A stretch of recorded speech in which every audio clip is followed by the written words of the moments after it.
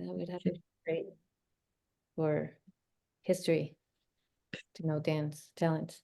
Okay, let's call the meeting to order of the Vermont School Board's March 13 and it's 5 p.m. Before I hand it over to Phil, we're going to do the board training. There is a couple of things that we want to add to the agenda. Well, one item that we want to add to the agenda, and that's an executive session to receive an update from the Employer Commission of the of Public Employee Health and Benefits. Could I have, is that okay with you guys? So if that's okay, could I have a motion to accept the agenda as amended? I'll move to accept the agenda as amended. Thank you, Suzanne. And a second? Tara Sweet seconds. Thank you, Tara. Okay. All those in favor, please signify by saying aye. Aye. Aye. Aye. Thank you, everybody. Before we get started, and again, give it to Phil, I just wanted to start by acknowledging that it has been really stressful and a stressful time for you as board members, but also a stressful time for our communities. For many districts, as you know, the proposed spendings increase and tax rate projections were simply too steep for voters to support. And I know we all take, I'm preaching to the choir here, but I know that it's been hard for you guys, so I want to acknowledge that. And we all take the results of the vote seriously. 30 budgets failed, many of you here in our meeting tonight. Let me see, we take the results very seriously and we are engaged in turning around a budget that meaningfully reduces spending while preserving the opportunities our students need to succeed. We're thinking of all of you and we're here to support you. So please let your region know that you're there for them. We will get through this together and come out stronger is our hope as a state. And again, just thanking all of you for all you do every day for the kids, and may the force be with you in this budget revote. So I'm unfortunately today one of those budgets that didn't pass. We have a budget meeting tonight. We were able to reorganize before and I thought I would be all set for you, but now we have a budget meeting tonight. So after the training, I'm going to be passing to Tara Sweet, our vice chair, and she will conduct the rest of the meeting, and I'll be with you guys until 5:45 when we are done with Phil. So thank you everybody for being here. So now, Mr. Phil Ford from the Idaho School Association's former Vermont resident, it's all yours. Thanks, Flor. It's wonderful to see everyone, and it's very much an honor just to be invited to share and lead a conversation. Flor or Sue, let me know what time should I be done. I want to honor your time. I believe it is 5:45. Yes, 5:45. Okay. So just to confirm that, we shared some slides with each of you on trust and how do we build and sustain a culture of trust. It seems extremely important for a school boards association board to cultivate a culture of trust, to pursue that. I'm wondering if you've had a chance to look over those slides, and in particular, the 3.5-minute video that we shared, really about civility as just a piece of this. And I wonder at the start if there are any reflections either on that video and Christine Parath's comments, or anything you saw on the slides on trust that stands out to you, just for the good of the group.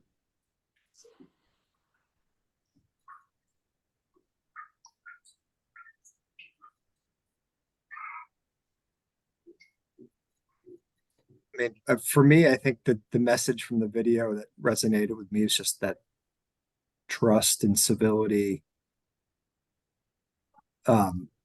just makes things run much more effective and efficiently, right? And I look not only in the school board and the state school board association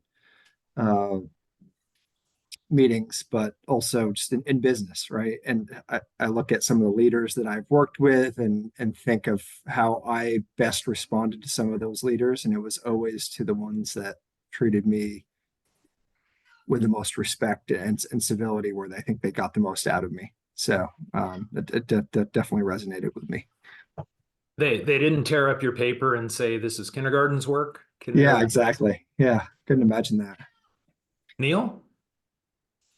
I was going to echo the same thing that Bart did. I think the part that sort of I guess was new to me a little bit was that both trust and civility are a little bit contagious, and perhaps in the wrong way. And if anybody was interested, I could play you the first 30 minutes of our last select board meeting to show how that plays out in reality. We have had a dysfunctional select board in our town for years, despite we've had a complete turnover in the makeup of the board. So like none of the original characters are still there, yet the culture remains. And I think it does boil down a lot to lack of civility and lack of trust in that body. Yeah. Mark? Well, I think also it has to do with sometimes we've taught, and as a special educator, we teach kids this the same, is that sometimes you have to respectfully, with a good tone, a respectful tone, to say to someone that I'm I'm sure you didn't mean it to sound like that, but what we're hearing is the tone sounds disrespectful, and I'm sure you don't mean it to be disrespectful. So it's also a matter of teaching people how to, I hate to say call them out because that's disrespectful, but it's a way of saying to someone, like the guy at my basketball game put up his middle fingers and said F the whoever, and sitting next to the guy as like saying to him, I'm sure you didn't really mean to do that, but and I'm sure you're disappointed and you're upset, but I've got look at all the little kids around here, and what you've taught them is to be, and I'm sure you didn't mean it. You're just angry and upset. So let's just try not to do that again. I mean, it's just sort of a calling. It's trying to be respectful and modeling it, but also telling someone that, we're all anxious and we're all, sometimes we get angry, but let's work together and let's work on our tone and make sure we're not disrespectful. So I think that's important too. I really appreciate what you're adding, Linda. So much of that is emotional intelligence and us being self-aware, even of our own emotions that are triggered, and then not becoming, thinking of sports analogy, not becoming the one that commits the second foul, because a lot of times it's a little thing, but it's always the flagrant pushback or whatever in sports that we see. And just that awareness of our own emotions, because it's so important to me that every encounter we have, every conversation we have with anyone, everyone is going through something. Everyone has something on their mind, something bothering them, disturbing them, concerning them. And I think being aware and, to the greatest extent we can, tolerant of others' mistakes. I do love the reframing. You must have been an amazing teacher, reframing that child beside you at the ball game with his middle finger up. That I'm sure you didn't mean to be this example for the It was an children. adult. It was Yeah, an I know. adult. I get Yeah. it. Well, but inside of us, I mean, I see Mark Yeah. Kaufman on here. Yeah. Inside of us, there's a little child in every one of us, Yes. right? So Yes. Yes. Thank you. Yes. Mark Koenig has his hand up. I'm just going to say this is interesting timing for this conversation. For one, I just finished a book called Misinformation, which is a discussion of how people fall down the rabbit holes of conspiracy theories, where they were completely interesting people, very intelligent, and suddenly take a left or a right turn or whatever. So that was interesting on how information is developed, how new cultures adapt to each other. But also kind of to Neil's point, my city council, we had a meeting last night and I'm on it. Our council members together are great. Our council versus some of the public is not, and it's been getting worse to the point where last night we officially adopted policies for public comment, which threw tantrums throughout the room. How dare you, free speech, blah, blah, blah.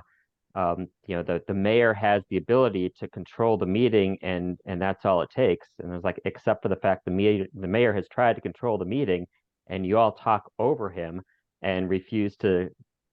So we've had to put in levels of bureaucracy, which in and of themselves deteriorate trust, because now you've said we don't trust you and we have to put in rules, but we have to do that in order to maintain civility.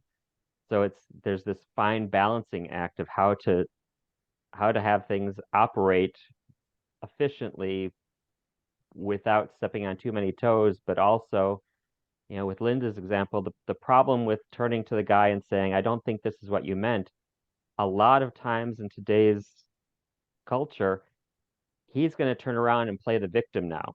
Now you're trying to shut me down. I've said this thing, and now you're not allowing me to express rather than saying, oh yeah, you're right, I really shouldn't have done that, and my apologies. So it's a fine balancing act. Please, Floor. A couple of things that I loved about the presentation, the slides, and part of the reason we were thinking of having this conversation with you guys is that we have new board members, right? But one of the things is like, yes, what happens once you make a mistake? So what happens once we are not all agreeing and there are hard decisions that we all need to make? And then at the end of the day, we strengthen these relationships with high trust again. And that was said on the slides too. Like when a mistake happens, you allowed to give that person trust again. So modeling, like you were saying, modeling civility, provide stability, and leading with trust first helps us take those risks of, and I don't see them always as risks, right? Like first, we served and we love, and you have to love others to do the job that we do. You have to really love people in order to be able to serve and to listen when you don't want to listen, right? And again, extend trust even when they have hurt you, right? Like, so it's not about us, it's about advancing what is best for education. So that's what I got out of that. Well, and a challenge for each of us as leaders, how do we model the behavior that we want to see happen, whether it's in our town, in our school district, in our families? How do we model that behavior? And then when we do make a mistake, how do we come back and do everything we can on our part to make it right? There was a slide in that deck about sort of a trust cycle. And, it just like the grief cycle that people go through when there's a loss, we initially have the denial. If you have to tell someone someday that their loved one just passed away, almost inevitably, the first word out of their mouth is no. Like the immediate response in our brain is no, this can't be. And we hear words like that when somebody is experiencing loss and grief. And we know in the grief cycle, then there's that processing that takes place. But all of us that deal with grief, which is every one of us, it's not this linear line where all of a sudden we're disturbed and then we reach a place where everything is okay again. Trust in relationships is very similar. It's more, we have an initial reaction, a concern, and then we have to deal with that. And there's the emotion that's like an ebb and flow. And the reality is, people will always disappoint us. Sometimes I think it's true. We could also say that we'll always disappoint ourselves. But then how do we respond from that? How do we pick ourselves up, help others pick themselves up, and move on? So one of the concepts on this idea of trust really is, what do you do when trust is broken? When someone didn't do what you thought they were going to do or had led you to believe to do, how do we respond? Do we just immediately cut that person off, cut that relationship off? Do we react again, like the second foul in sports? or do we remain open? There's a great book on this topic. It's been available for 10 or 20 years. It's called Smart Trust. And Mark alluded to this earlier. When there's high trust, not only is there less drama, but things happen quicker and they're less expensive. And that initial book by Stephen M. R. Covey was simply called The Speed of Trust. After he and his co-author published that book and they presented all over the world on the speed of trust, they encountered people that said, you know, okay, all that's fine and good. It's true. When there's high trust, it's less expensive. Things happen quicker with less drama. And there is a responsibility. And I think this is extremely important for board members. It is more of that philosophy we've heard before. President Reagan articulated it with the arms race. And he said, we'll trust the Russians that they're destroying those weapons, and then we'll verify that they did, right? So there's the risk of blind trust, which is, liable to end us up naive, run over, taken advantage of. But there's also the other extreme, the error of just constant distrust. I've been doing this work with boards long enough and involved for seeing the different iterations of political ebbs and flows that come in our country and in our states. We had a time during the healthcare debates about 2007 or 8 where some US citizens were screaming and yelling at each other about guaranteed healthcare, not guaranteed healthcare, et cetera. You may remember that time nationally. It wasn't a lot prettier than some of the recent incivility we see in our country. But we saw a few people get on school boards that literally had this philosophy of prove it to me and then I'll trust you. So that verify first and then I'll believe what you're saying. Well, not only does that not work well personally, it didn't serve school boards well. And, fortunately, those folks have sort of slid off to the background, but others have come on that maybe have other concerns that they've become distrustful, whether it's culture types of things or still that guise of transparency. There's something wrong here. I don't know what it is, but I'm going to find out, right? Well, that doesn't serve any of us well either. And so really that principle of smart trust, how do we trust first? There's a piece of this that when we extend trust to others, others are more likely to trust us. All of this is foundational for some conversation about board protocols. When the board standards task force that some of you served on a year and a half ago submitted their draft to the secretary for their consideration, and when that was approved, we talked last month about the importance of governance priorities and how, in particular, the executive director and staff need to know what are the priorities of this board. Where should we put our time? Where should we put our emphases? If we have another opportunity, what should we accomplish? What are the priorities of this board? Extremely important, regardless whether it's a school board, a state association board, really any other board or committee that we're on. What are our priorities? What's our scope?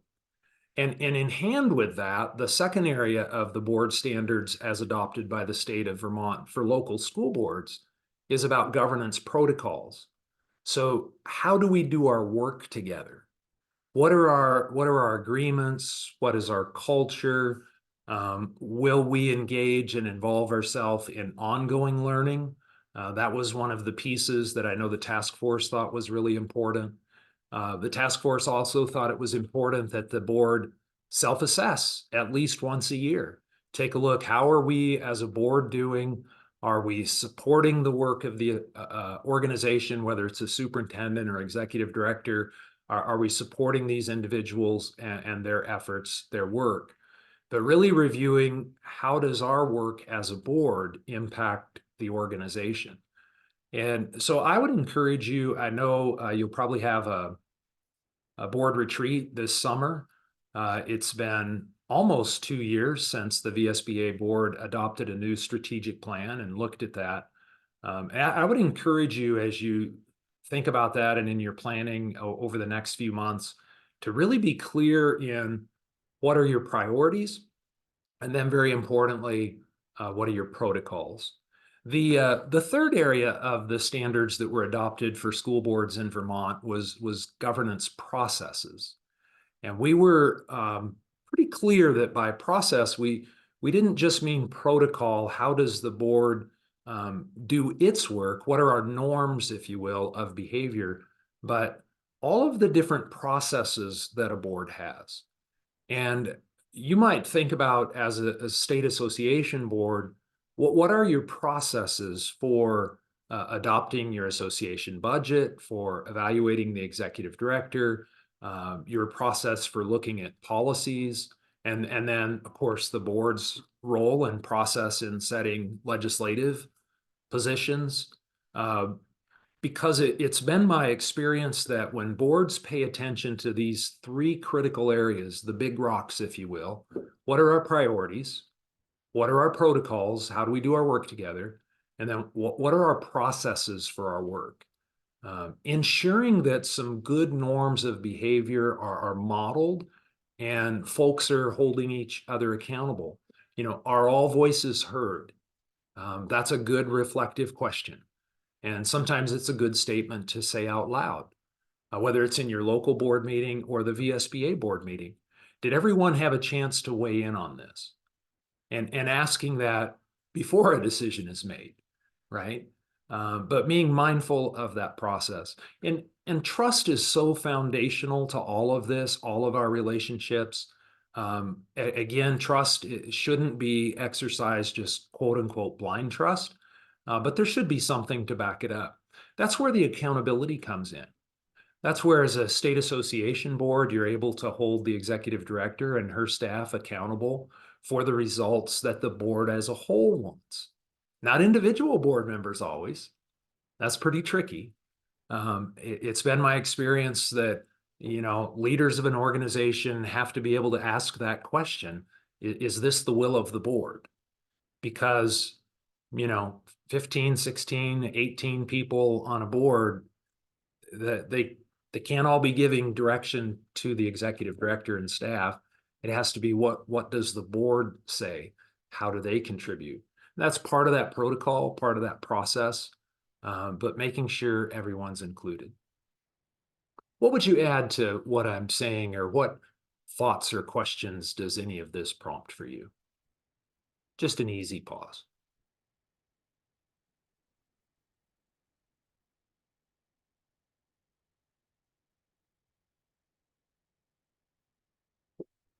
I want you to think about, make sure we get this in here. How might the VSBA board model the type of civility and maybe even open public discourse that you would hope the local school boards of Vermont would follow? What are any ways that the VSBA board might model that civility and, again, kind of open public discourse, so that your boards and local board members could see that example that you set?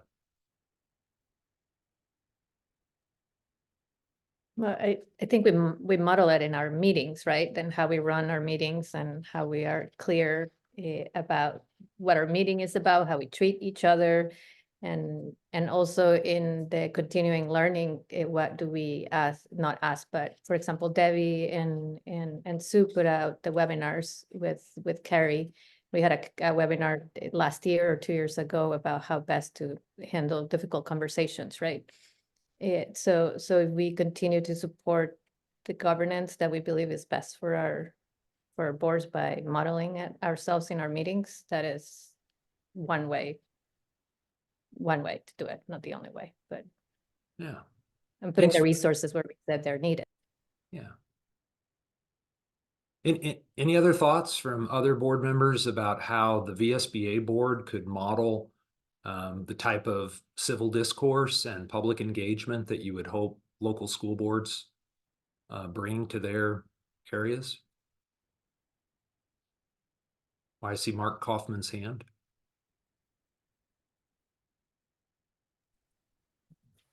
Thank you. I agree with what's been said,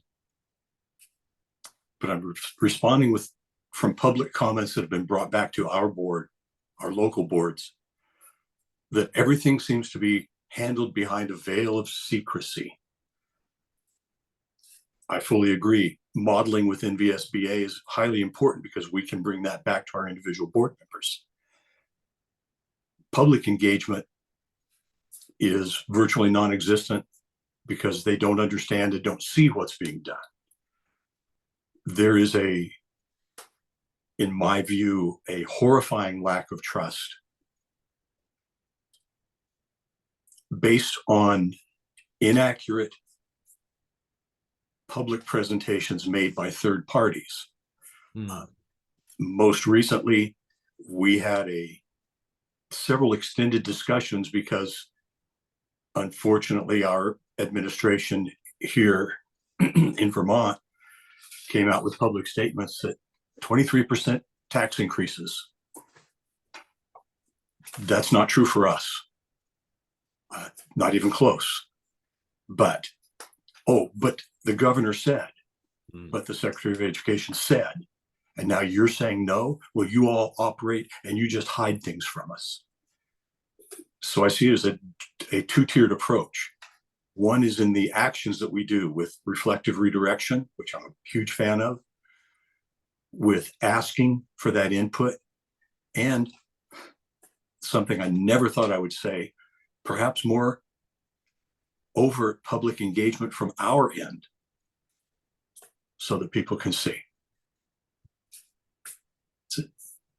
Well, I appreciate the concern you're relaying, Mark. In a culture, in a space of disinformation, how do you push through and get the positive word out and the truth? Sue's had her hand up, I see, as well. Thanks, Phil. One example that I thought of when you asked about how might the VSBA board model civility in a way that school boards can follow as an example, I immediately thought of the annual meeting and our resolutions process that happens in that meeting.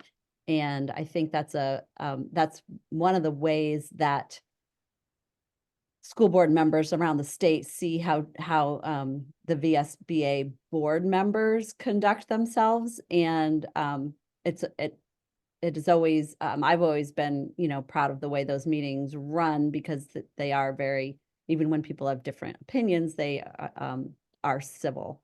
So I think it's important to keep up that good work with the annual meeting and the resolutions. I really appreciated the VSBA business meeting a year and a half ago when people on opposite opinions were sitting beside of each other and expressing kindness to each other, and still at the same time expressing a much divergent opinion. Very, very healthy.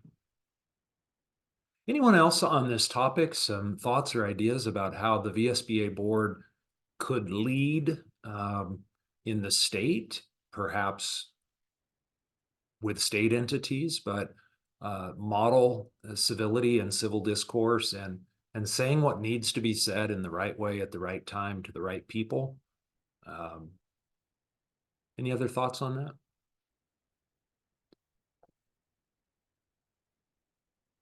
I would encourage you, in one of the slides that I sent in advance, really talked about how do you support a positive VSBA culture? What does that look like? What can individuals do? Again, when it comes to civility, it is about leading with example.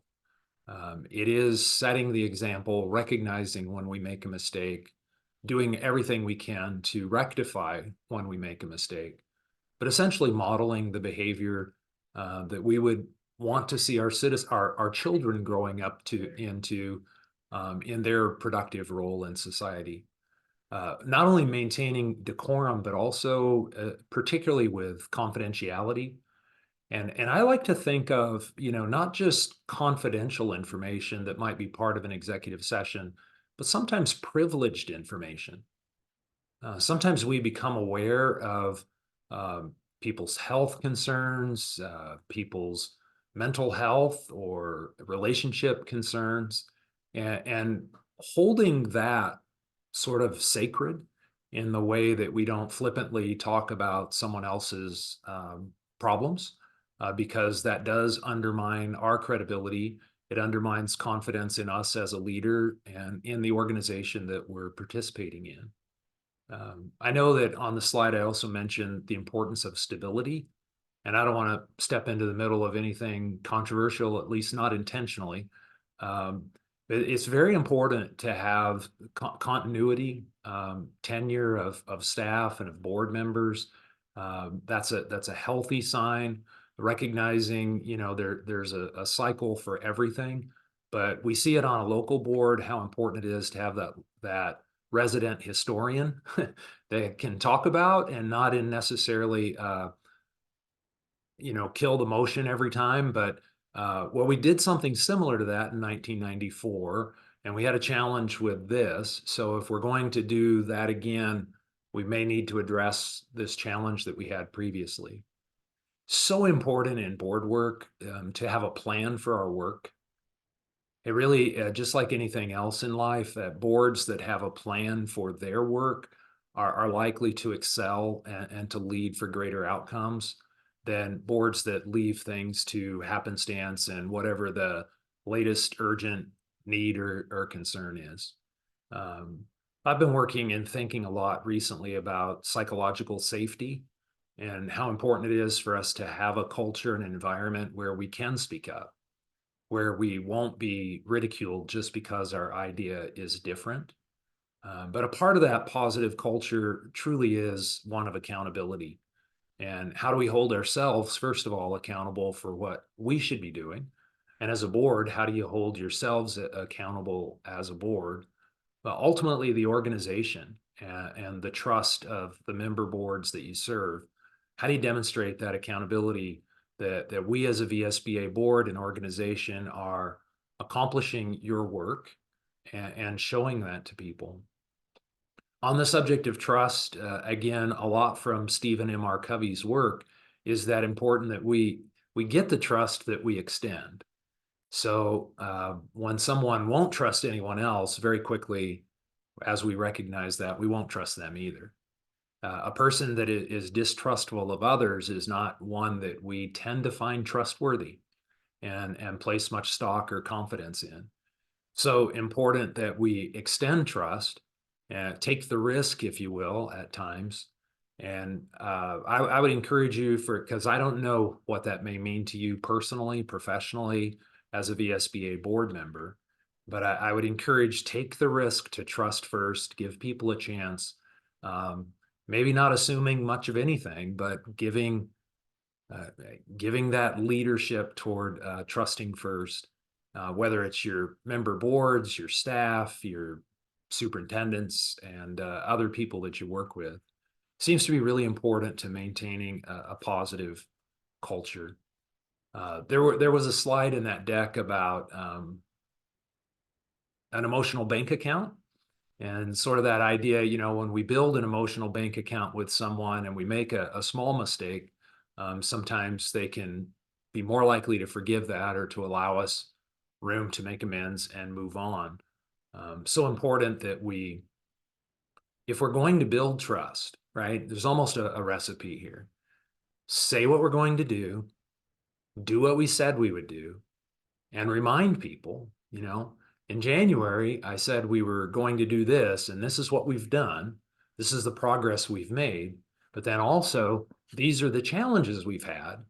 So we had planned to have 30 of those projects finished by now. We've only got 27. We're making progress.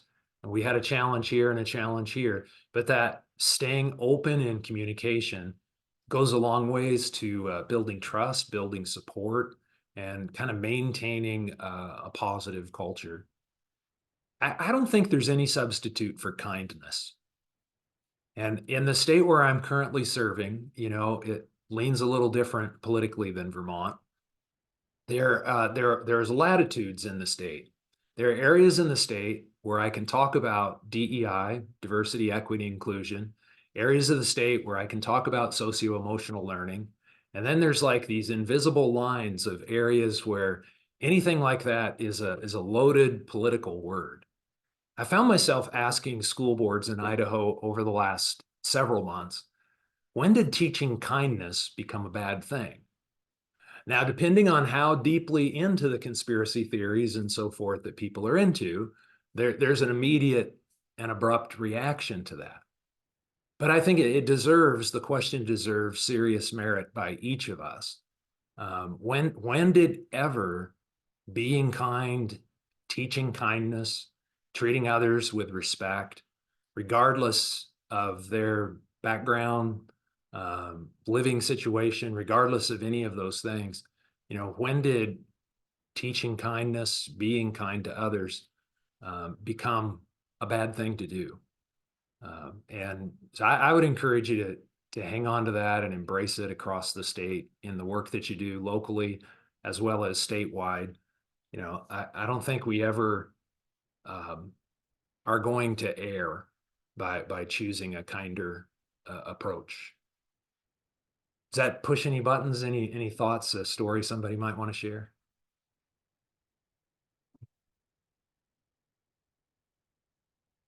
Related to that is something I've been trying to grow in personally and would encourage for each of you to consider. How do we just acknowledge our own feelings and the feelings of people in the room? Had a very vivid moment 3 summers ago. It was 2020, so almost 4 summers ago, where I was doing a board development session with a school board in Texas, and we were on Zoom. Everybody's got their little window just like this. I don't know if you call that Hollywood Squares or Brady Bunch or something else, or just Zoom. But everybody's on their little square. And there was a lady at the end of a 3-hour workshop on Zoom. And she just started going off. And she was flailing her arms, and she was upset about this and upset about that. And then she caught herself on the video. She saw herself. Ever since then, I've wondered if we should have mirrors or maybe just cameras and monitors in school board rooms, But this lady caught herself and she says, "Oh, I'm so sorry. I'm just going through a really hard time right now." It behooves each of us to recognize, whether it's us or the people we're working with, that when they're going through a really hard time right now. And to be able to be aware of that, again, it's emotional intelligence.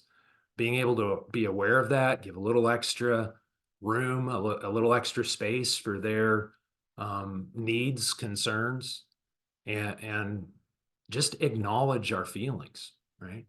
Everyone here, we're all going to be sad sometime. We're all going to be happy sometimes. We're all going to be even more specific out on the feelings wheel, descriptive things that we may be experiencing. And the more that we're in touch with that, the more effective we'll be in our communication and our relationships with each other. I know as a board that you only meet a very few times a year and rarely in person. It's just the nature of this work. But I would encourage you to stay in touch with each other and build relationships so that you know where people are coming from and that you're aware when somebody's going through a really hard time. As you think about that, and again, as you maybe plan for your summer retreat, you might revisit any written protocols that you have as an association board for how you do your work together.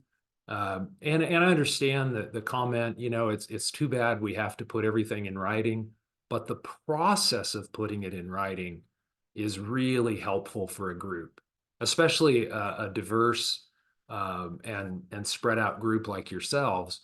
The process of talking about why things are important and what the best way to, whether it's set an agenda, set your goals, set your priorities, conduct your business, any of those items, the conversation is probably more important than the actual words that you might write down. We call those board operating protocols. This is the way we conduct our business together. And it gives you something too to onboard new board members with. Here's how we refer to each other. Some boards are formal, they're Mr. and Mrs., or they're by title. Some are by first name. And whatever that is, newcomers need to know this is what the protocol is. It doesn't need to be written down, but it does need to be communicated so people know how to engage. I hope this was a valuable use of your time, and I absolutely am very honored that you would trust and involve me as a resource in your board learning, board development, and ongoing success. So thank you, Sue and Flor. Thank you, Phil. We are all grateful that you're here. And we look forward to seeing you again, and we'll be calling on you as we see fit.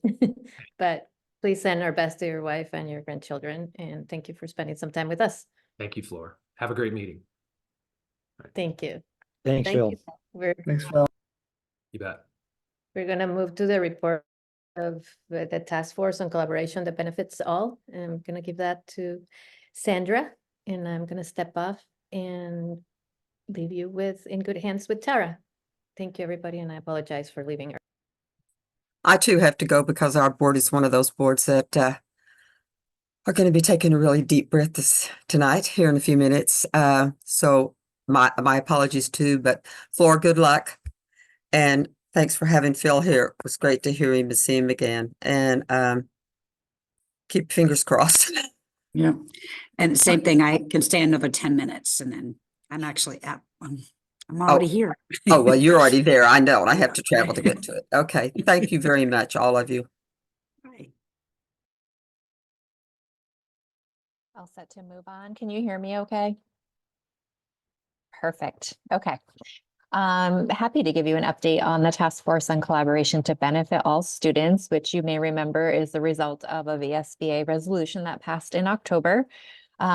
Since our last board meeting, the task force has met twice. So we met more frequently in these first couple of months just to get going. And now it'll be more like once every month. But we met on February 21st and March 4th. And here's a few highlights. So one of the asks of me as the staff in this group was to try to start collating how many legislative requests there have been over the past 5 years. So I went through the last 5 end of session education legislative reports, so 2019 to 2023. And there have been at least 51 requests from the General Assembly to the Agency of Education or the State Board of Education. There's no easy way to determine which of these tasks have been completed and what the outcomes were. So that was what I brought back to the group was, here's this list. Where would you like to go next? The task force decided that rather than asking for an update on each of these requests that have been made from the General Assembly, a more succinct list of priorities with real stories from supervisory unions and supervisory districts may be more powerful. And really an emphasis on focus the conversation on what do we want and what do we need from the Agency of Education and the State Board of Education to do the work that we need to do in schools. And what are the examples, specific examples of where that hasn't been happening? The concern was really around if we aren't clear in our message, then our message will be lost. So we really want to funnel this information and be very succinct. The task force has discussed the importance of its work being inclusive of the broader education, public education across Vermont and not just board members. So we will be leaning heavily on our education partners in this work. And thus another reason for us to get succinct in our documentation so that we can give our partners something to reflect upon. The task force talked about convening by region, the VSBA regions, to solicit some feedback from others and perhaps collaborating with VSA on this. So I'm working on getting the maps of each of those our two associations to see where there is overlap or not. And those conversations would be facilitated by task force members. There are 4 common themes that have been developing over our past few meetings, and they are staffing and responsibilities, communication, data, and then academics and student outcomes. The task force agreed to have Claire Wool is the chair of this task force, and myself make calls to the Agency of Education and the State Board of Education to review the purpose of our work as a task force and the intended outcomes, and to ask for their collaboration and partnership as we move forward. Once those calls have happened, we have a letter that we've already drafted that will go out to them, but we thought that having at least a verbal conversation before a letter would be a nice way to approach the conversation. And our next meeting is scheduled for Wednesday, April 3rd. I'm happy to answer questions, and there are some task force members in this call tonight as well.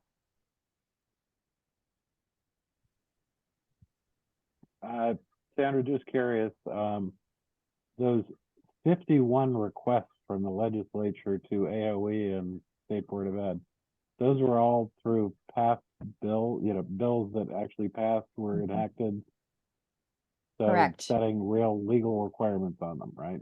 Right, and they were things like develop a model policy, do a study, get this task force or this legislative committee going, advisory council going, all various different asks, but yeah, 51, and I'm sure that was not all of them. That's phenomenal, and but it might also be interesting to look at, what are the requests they made through, essentially school districts, putting new requirements on school districts as well. You put those two together? That would be interesting, wouldn't it? Yeah. Thank you.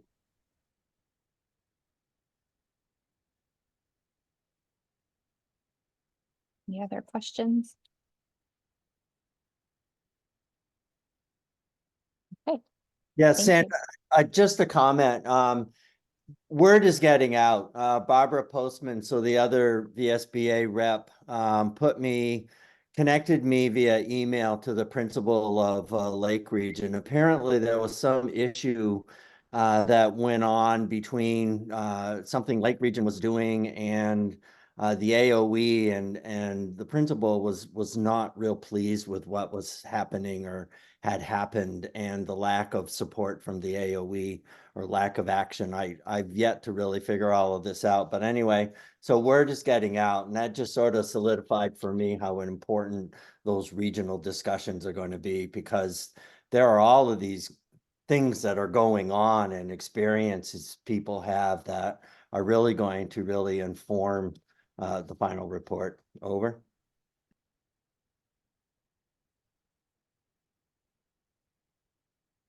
See Michael Inners with a hand up. Yeah, I'd also say, I think it's going to be really important to include, heavily lean on the business officers. At least in our case, a great deal of it's really a mixed bag. Sometimes some people have been really helpful and really great in helping work things out with the business office, and some have not. And in particular, just the administrative load of the constant data feeds is, that people wonder why we need so much staff in the business office,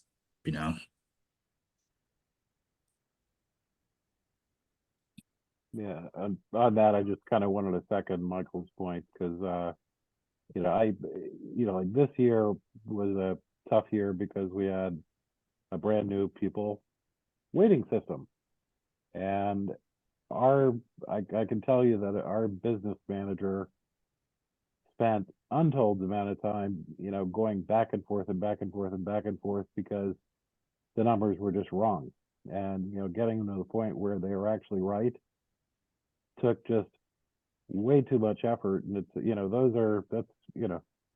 these are responsibilities where school boards around the state are relying on to have accurate data provided to them. And we just found a whole lot of, that's just one example of many where the data that's coming forth, honestly, if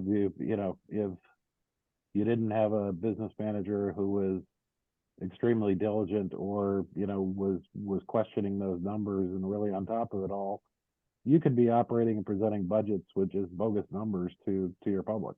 I mean, it's a little scary.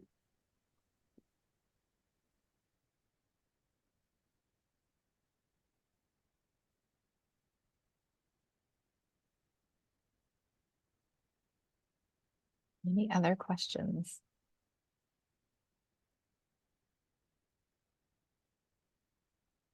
It's a hardworking task force. We have really meaningful conversations, so I'm eager to start getting to a place where we can get a report going. Is Tara Sweet on? I'm here. Okay, I just wanted to make sure. I couldn't see you, Tara. All right, I was making sure Sandra is done. So next on the agenda is the added executive session to receive an update from the employer commissioners on statewide bargaining for school employee health benefits. Carrie, could you please turn off the recording? Yes, I can. Thank you. So we'll use two motions.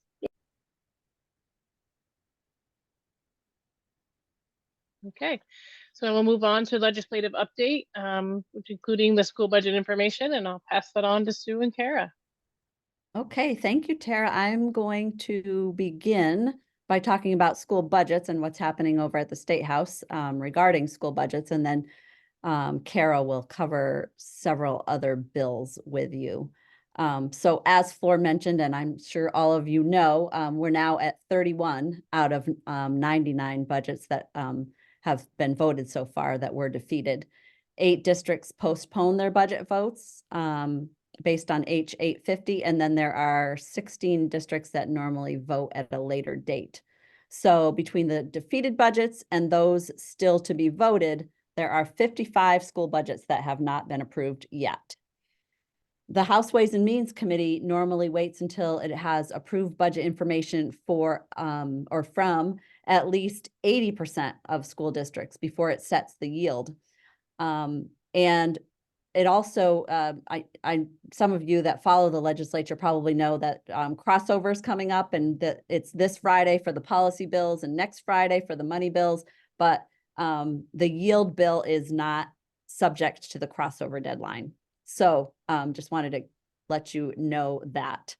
I testified before the legislature's town meeting break, asking the House Ways and Means Committee to set the yield as soon as possible so that school districts with defeated budgets could have as much information as possible about the property tax impacts of their revised budgets.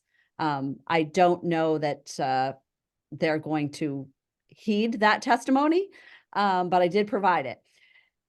I emailed the most recent testimony of the Agency of Education, which was given yesterday in House Ways and Means, to all of you last night. So hopefully you had a chance to look at that and listen to that. It was I provided the link to the video as well, and it was a pretty short segment. There was not any testimony today directly related to this issue. The House Ways and Means Committee did hear some general testimony today about the meals and rooms tax and a tax on short-term rentals, but they were not tied to the ed fund at all. So we're not sure where, if it doesn't, we haven't seen any direct indication that they're looking for more revenue to put into the ed fund. Tomorrow from 10 a.m. to noon, the House Education and the House Ways and Means Committees are holding a joint hearing on the result of the school budget votes. And I arranged for 5 school board chairs from districts with defeated budgets to testify in that joint hearing. They're going to be talking about their budget vote results, the implications of their budget defeats, and the challenges and impacts to students their boards face in revising their budgets. There are also 6 superintendents from different districts who will be testifying. And if you're interested in watching the testimony either as it's happening or anytime afterwards, you can find it on the House Education Committee's YouTube channel, which I provided in a link to in the email that I sent to all of you last night. I also wanted to let you know I have been in close contact with the Deputy Secretary of State to ensure that school district clerks and school board members are receiving the same information about any questions that arise in setting up budget revotes or any other elections kind of questions. I've also been fielding a significant number of questions from school board members and superintendents, many more than usual. Usually I receive about 2 to 3 questions per day that are sort of legally related. And I've been getting many more than that per day for the past week and a half. In addition to trying to resolve the immediate issue of the FY25 ed spending, The legislature's looking at steps it can take now to affect FY26 ed spending. And it's also going to be delving into what can be done at the state level to slow down the increase in education spending in the face of declining enrollments. And VSBA will be committing significant human resources toward advocating for school board's point of view in those conversations. Lastly, I do want to alert the board that I have some sort of back channel type information that legislators are talking about. They are talking about making some major changes to the education funding system this year.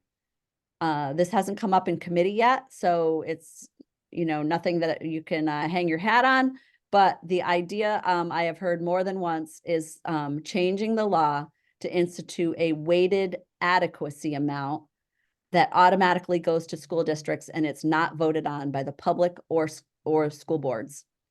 There would be the ability for school boards to propose additional spending above the adequacy amount, which would be taxed at 3 times the normal rate. This proposal has not appeared in writing yet, but I did feel it was important to let all of you know that it's percolating. And I wanted you to have that information now in case this proposal does appear. So with that, I know that's ending on a kind of interesting note, but I wanted to see if anyone has any questions or comments before we move on to the rest of the legislative report.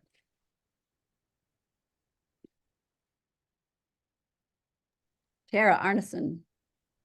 Thanks, Sue. Can you explain that last bit? You just said the weighted adequacy amount. Like, what does that mean? Well, it hasn't been put in writing yet, so I don't have a lot of information about what it means. It's been referred to as a weighted adequacy amount. It's there's a researcher called Larry Pikus, Pikus, who has testified before the legislature in the past about adequacy amounts. And different other states do this apparently, and so it's that's why it's being brought up. Mr. or Dr. Pikus, I'm not sure what he is, is sort of a proponent, I think, of this idea of an adequacy amount. And I heard some legislators talking today about, wouldn't it be so much less stressful because the school boards would just know what they were getting and they'd have to just deal with whatever they were getting, or if they wanted to spend more, they'd have to go to their voters. And amazingly, in some states, the public doesn't vote on school budgets. So there is precedent for this type of thing in other states. But when I find out more, Tara, I'd be happy to share it with you. That's so what this would essentially take building a budget out of the hands of schools and put it at the state level? In some ways, because you'd still have the, as my understanding, like I said, this is all I know. So it's not, there's a lot of details that I don't know.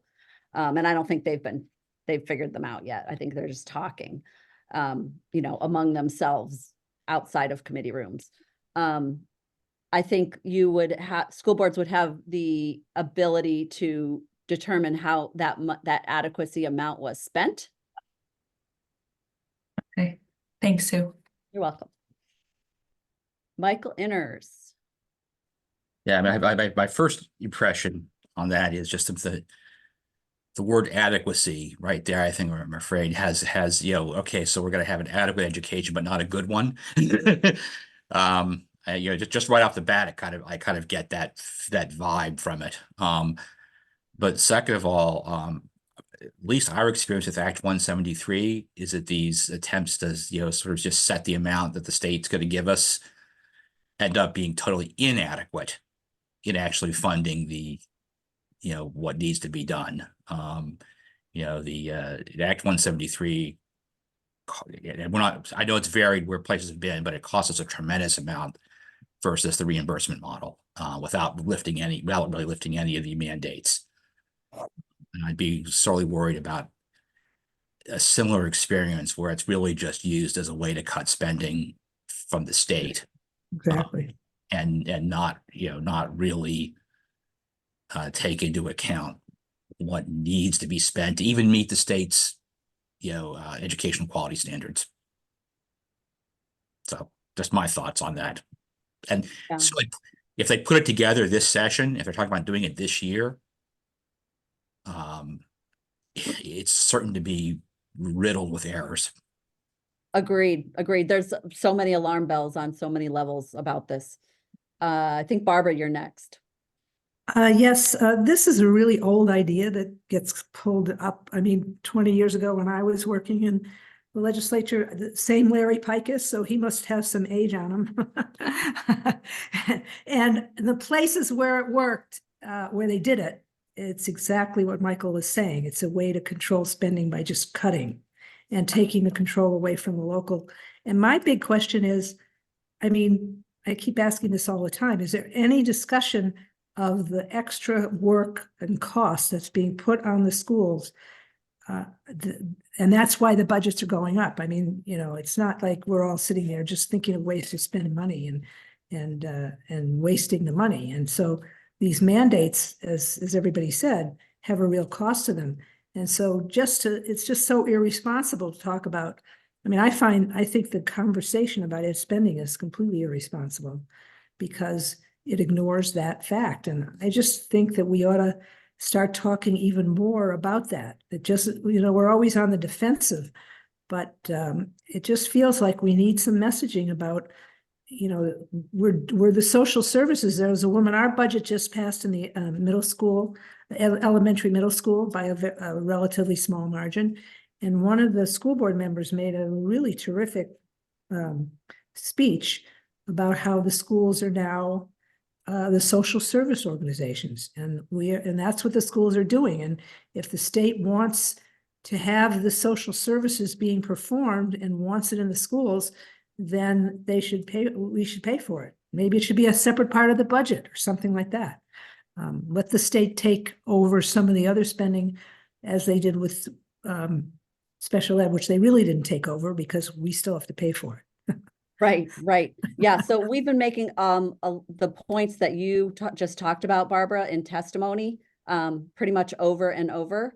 I'm going to put in the chat the links to all of our testimonies because they're on the website and all of you can see them at any time, but I'll just put the link in the chat so that you can take a look at them. I just wonder if there's any way we can get out to the local communities, sort of empower people to speak up to their legislators, not just us, but, school board members, but also everybody in the town who cares about the school, so they would understand that. I don't know what that would look like, but if there's some kind of communication strategy we could talk about. Yeah, thank you. Neil. Yeah, so I mean, Sue, you're right. I mean, for this raises huge alarm bells for me because for starters, I am not convinced that majority membership of House Ways and Means actually understands how the current formula works. And it would be even scarier to me to have some smaller subset of legislators craft something behind closed doors that gets introduced at the 11th hour and then pass. Like that's just, I mean, we've argued this before. That's bad lawmaking. And so I wonder, I guess one avid assumption, Sue, right, that where VSBA is dissuading this discussion from gaining a whole lot of momentum. And then secondly, I'm wondering if really what we ought to be doing is encouraging all of our VSBA board members to basically contact your legislators and put the brakes on this thing right now, right? Because I don't want to have to deal with this thing in May and try to rally the votes around a do not support sort of thing. Yeah. It's I am analyzing the situation every day. It's a little bit difficult not having even anything in writing to look at, and that the description is I gave you is all I have. But yes, we definitely need to do a full force effort. I'm just trying to gauge when that should be. Mark. Thank you. On the issue of adequacy funding, there are two good bodies of research out about it. Neither one is particularly positive on a long-term role, but that's the least of my concerns, actually. When I look at these things and the reports that come out each week, which I'm very grateful for, I tend to look at it about 5 levels above from an organizational standpoint. And the complexity of our regulations and legislative actions is disorienting at best. One of the premier concepts of a successful organization of any type, including government agencies, is the fewest regulations possible to assure the highest possible output. I was just presented 2 weeks ago with examples of FDA regulations that countered Department of Agriculture regulations within the state of Vermont regarding school lunches. So are we going to lose school lunch funding because we don't serve X or because we do serve X? It seems silly to be concerned about that. But again, I see it in the new school weighting, student weighting formula. How do we look at it? How do we advocate for a potential simplification and unification of the regulatory process? That's it. Jim. Yeah, first a question. Since you got this sort of, as you said, back channel and all, I would like to, follow Neil's suggestion and go directly out immediately to our local legislators and say, this is going on, and we're talking to, potential, this could be extremely ugly. Since you got that back channel, can we share that information at this point? I think as VSBA board members, you can, yes. Okay. I think you can share it with your legislators. And if you have well-prepared remarks as to why it shouldn't happen. Okay, because I think we can develop something like that pretty reasonably. This is a this as Barbara said, this is a retread of old ideas, throwing it in again, making it, instead of 2 times penalty, it's 3 times penalty now for extra spending. It's the same old ideas without. I mean, my school district had a meeting last night, and we all agreed that, honestly, our real concern is that, one of the concerns is, I watched the Ways and Means testimony, and they talked about all the school budgets and the horrible situation and the fact that we're going to have to take up comprehensive, fixes immediately. And then they went on to, and we have all these other bills that we have to deal with right now, through the legislature, education bills. They're still killing us with, the death of 1,000 cuts, with the death of 1,000 bills, and not focusing on this and just grabbing for the same old retread ideas that have been in there in the past. And, it just isn't, it to me suggests a lack of seriousness. And, as a district, we were thinking, we've essentially got to ask our legislators to do better, to come up with, to really examine the issue and try to deal with the ed funding system in the state, instead of, I liken it to, something I used to call, it's bike shedding, which is, the old idea of, a board of directors given the 2 different things on their budget, approving the construction of a major nuclear plant and building a bike shed, they'll approve the plant in about 2 minutes and then spend 2 hours talking about the bike shed. And, you know, the legislators are still, you know, the easy stuff they want to spend all their time on, but they really need to forget about everybody's neat idea and start actually focusing on what's going to make a difference for all of us. So I think, you know, we're going to be pushing on that. I would encourage others, and maybe VSBA can act to help us together develop a good message to go out to our legislators with on this. I'd be happy to be involved trying to put something together like that. But I think we have to go to our local legislators and get them aware and wary of the approach that may be coming. Yes, we can do that. We can work together on a message. The other idea that we might move forward with is a press conference at some point. Barbara. I just want to say one more thing in that, 127 was so quickly and ill-conceived.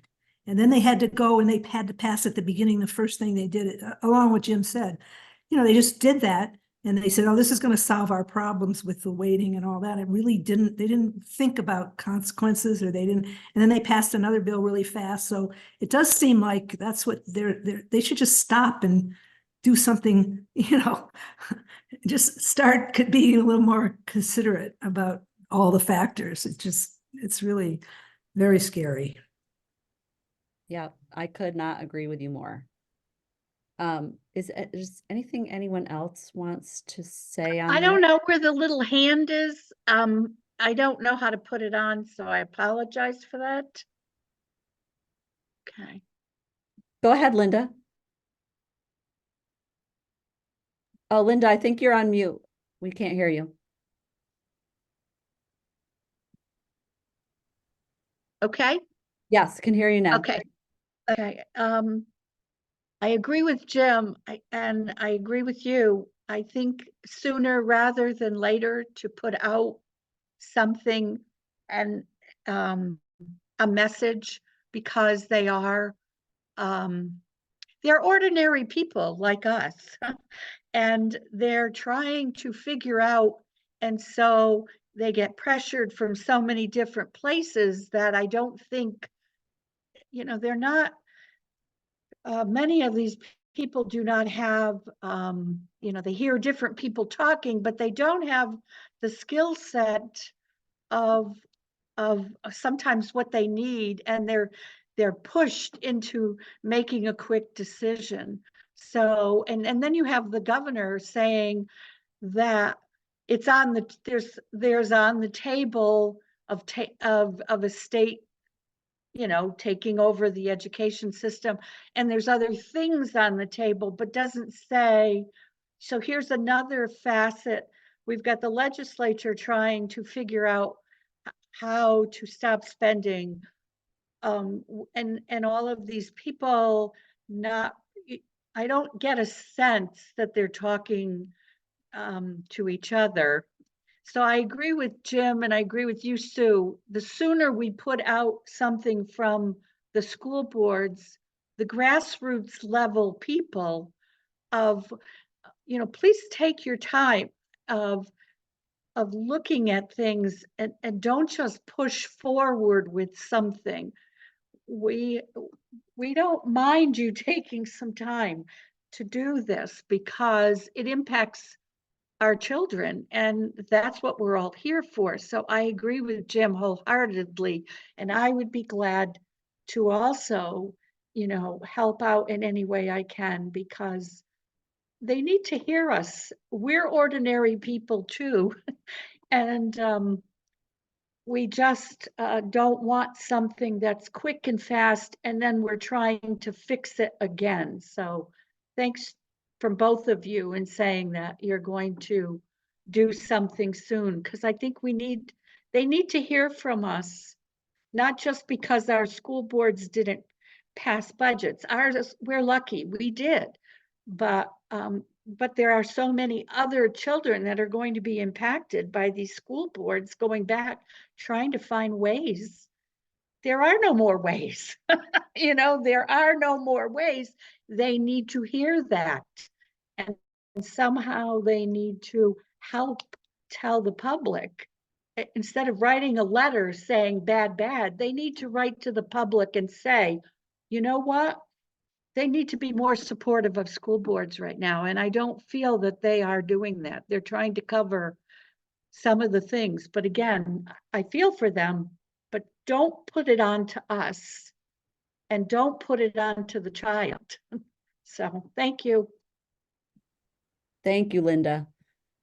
I'm going to hand it over to Kara now, unless anyone else has any more comments or questions. I feel like I feel like we understand the will of the board here pretty loudly and clearly. So thank you. Go ahead, Kara. Okay, thank you, Sue. All right. This is a perfect pivot because, as everybody has expressed, there have indeed been a lot of bills related to education introduced and considered this session. However, it looks like only a small number of bills are going to make crossover. Tonight, I'm going to focus this update on 5 key education bills: the BOCES bill, school construction, a new committee bill addressing pause to the PCB program, literacy bill, CTEs, and S55, which makes changes to Vermont's open meeting law.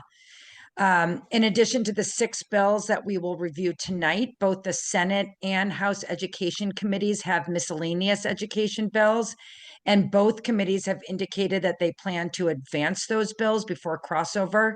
And as many of you know from prior years, miscellaneous education bills can be vehicles for anything that did not make crossover. So with that, I'm going to go into a really brief overview. There is not much to provide by way of update for all of you since the last legislative report that we issued. The legislature recessed last week, and then we've only had yesterday and today. So I am going to assume that everybody is a little familiar with some of these bills.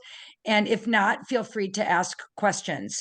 So the BOCES bill, which is H630, passed out of the House Education Committee this afternoon. This bill establishes the framework for the creation of boards and cooperative education services, which we call BOCES, in Vermont. This is not a mandate. It just seeks to make it easier for school districts looking to collaborate in order to enhance educational services statewide, reduce duplication, and improve cost effectiveness.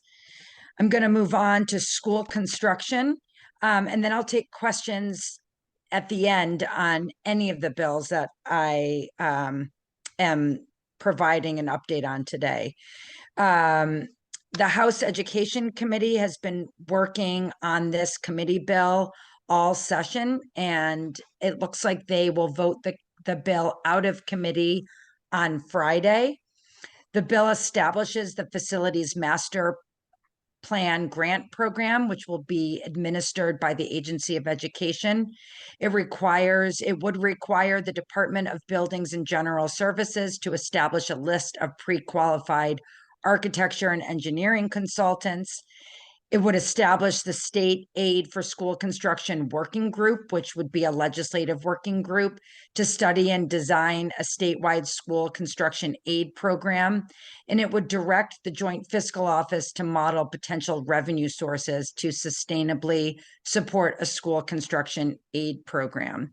There's no funding attached, no appropriation attached to this bill yet. So it's really just the first step in standing up a statewide construction aid program. Moving on to the PCB bill, as some of you who may have been following the school construction bill more closely, the bill at one point had a pause to the PCB program in that. And then there has also been talk about putting that in a miscellaneous bill or in a budget bill. The committee has decided that they would prefer to make this its own bill. So they recently asked that Legislative Council pull that language out of the school construction bill and instead put it in its own bill. So it now is a draft committee bill.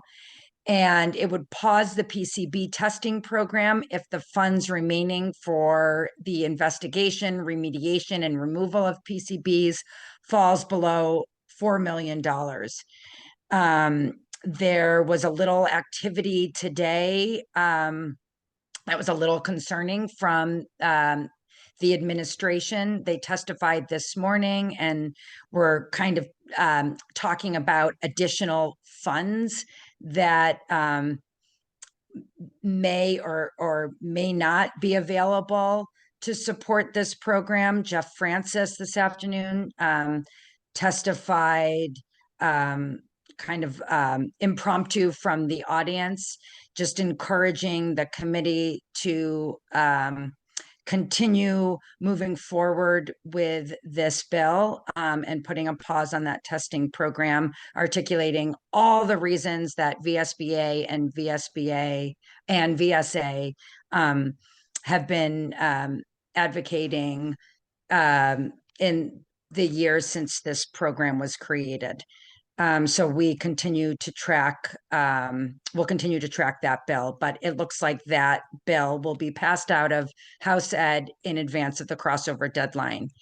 Moving on to Senate Education, they have concentrated their work this session on a literacy bill. It started off as two bills and now it's all folded into one, S204.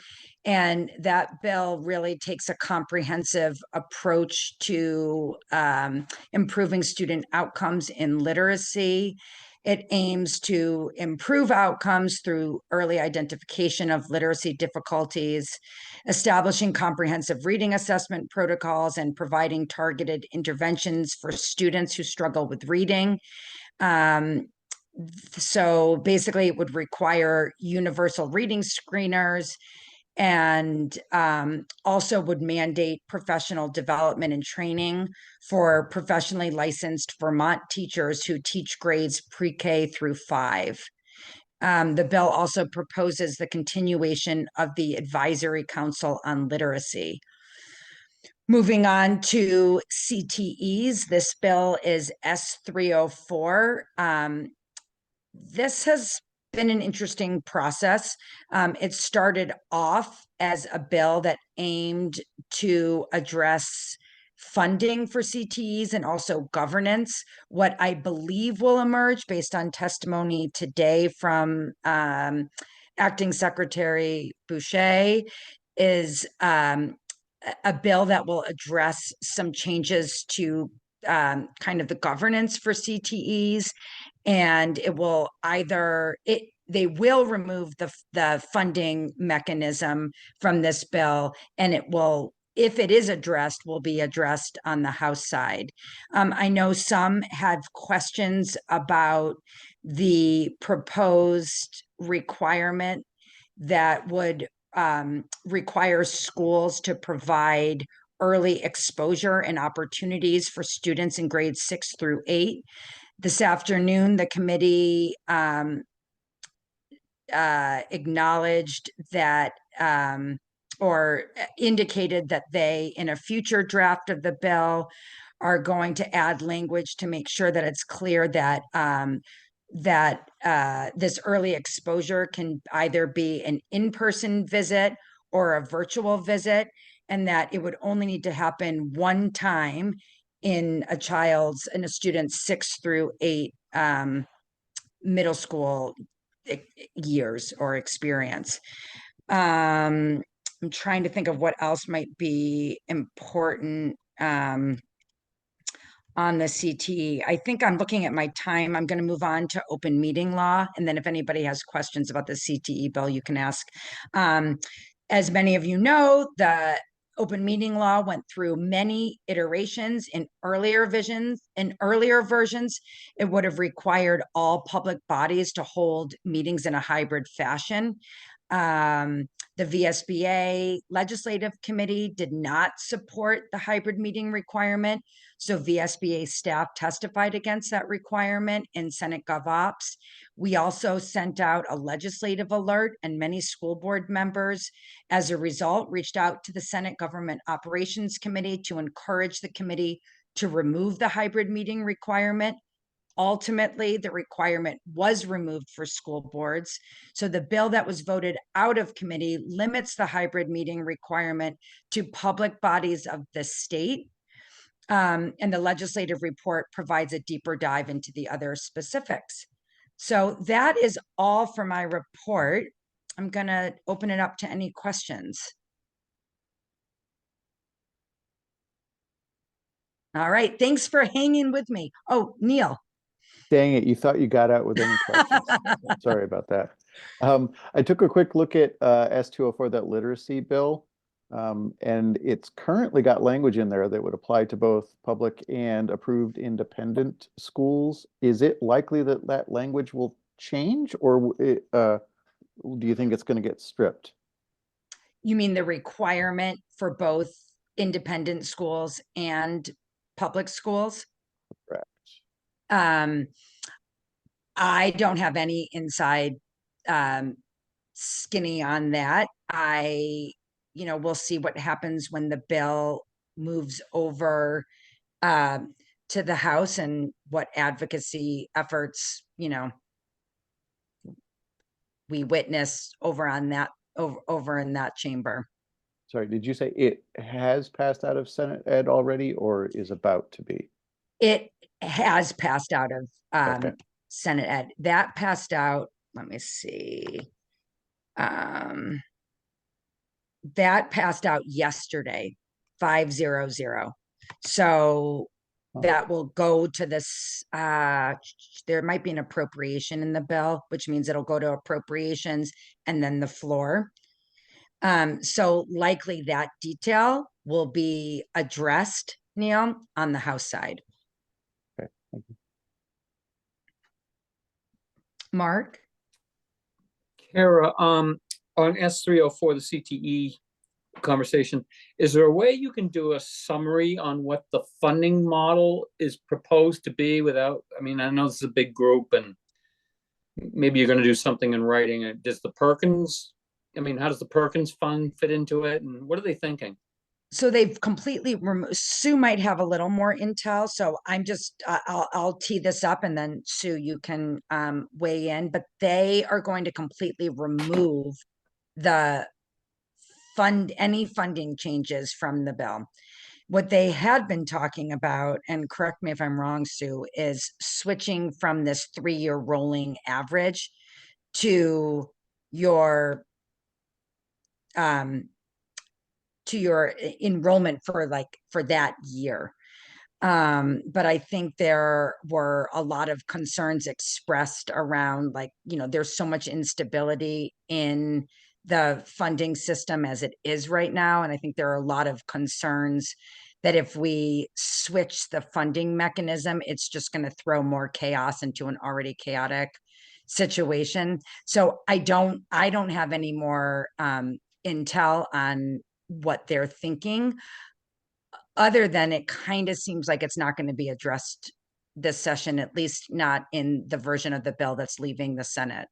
Yeah, that's right, Kara. That's what I've heard too, is that they're taking the funding out, and we're actually happy about that, because the way that the bill was written was very it wasn't very detailed. It didn't address the issue comprehensively, and so consequently our association plus NEA plus VSBO, VSA, VPA, and VACTED, which is the CTE center directors, nobody liked the language and nobody supported the funding language that was in the bill.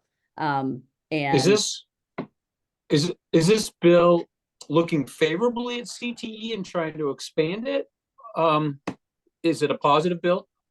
Well, no, not really. I mean, it could be messaged that it's a positive bill, but as we all know, the devil's in the details of a bill, and the funding piece was not up to par.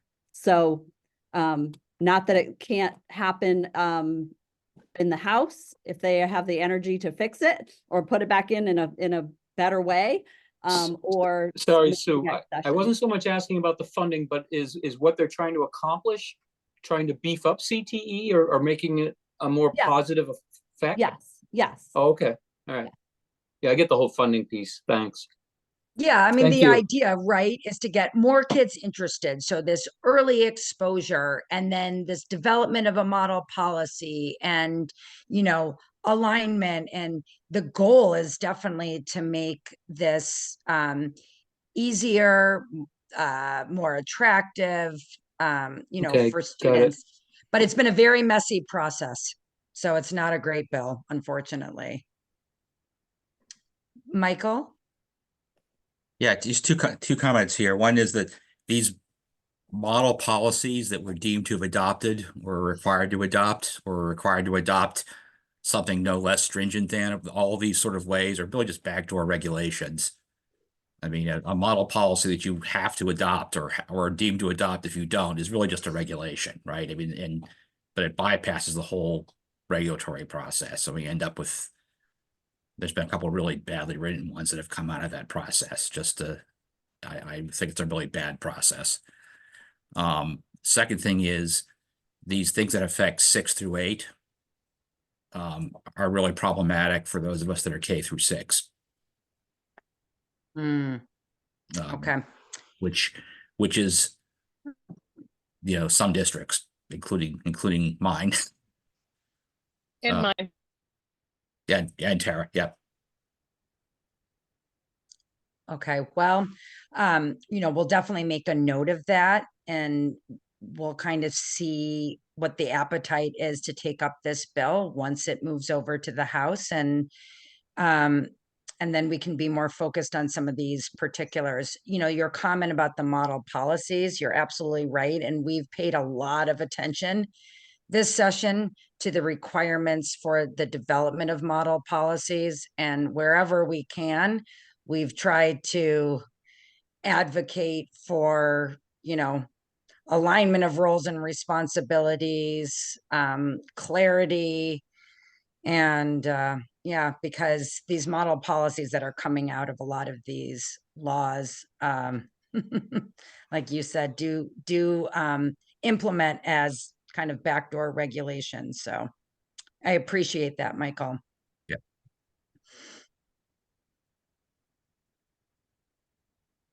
All right. All right.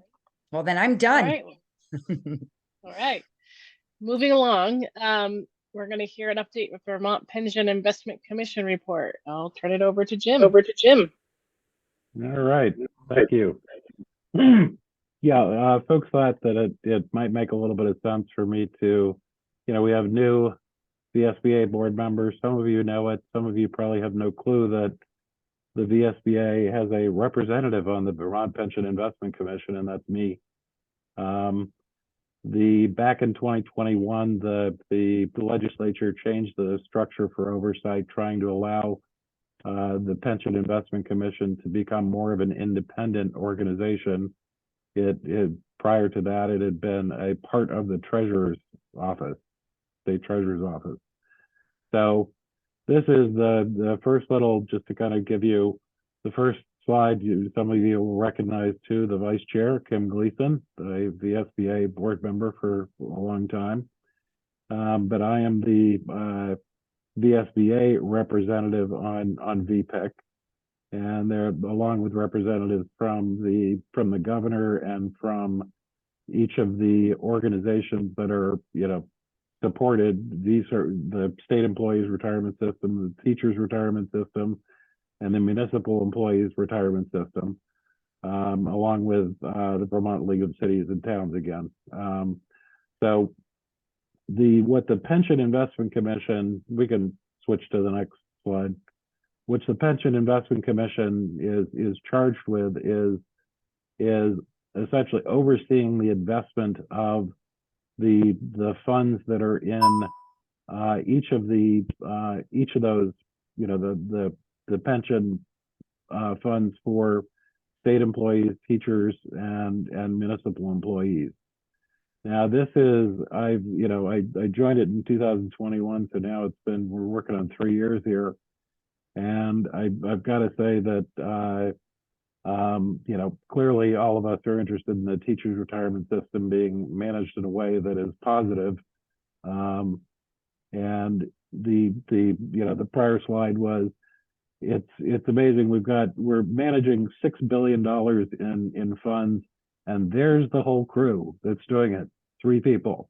We contract with outside services and all to provide additional support, but it's a very lean crew that does an amazingly good job. This is essentially Eric Henry took over as the chief investment officer about 6-7 years ago, something like that, and simplified and made a lot of sense of the pension investment process. The finance and investment is in my background, so I kind of enjoy the group, and I give myself a little bit of credit for having some ability to say whether these guys are good or not good. And it's an extremely good crew.